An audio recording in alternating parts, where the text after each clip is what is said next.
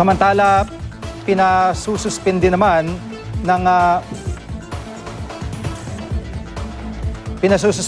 ng Sandigan Bayan 5th Division si Senador J.B. Ejercito ng 90 araw.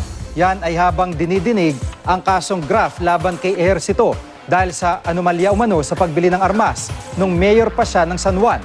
3 iba pang pinasususpindi, sina Administrator Ranulfo Dacalos, City Legal Officer Romualdo de los Santos at Lorenza Ching ng Documentation and Compliance Section ng Office of the Mayor. Sa resolusyon ng Korte, nakasaad daw sa Anti-Graft and Corrupt Practices Act na kailangan maglabas ng Korte ng suspension order kapag meron ng valid criminal information laban sa akusado. Epektibo na raw ang suspensyon kapag natanggap na ng kampo ng mga akusado ang resolusyon, maliban na lang kung mag-ain sila ng motion for reconsideration. Ikinalulungkot naman ng senador ang utos ng Korte.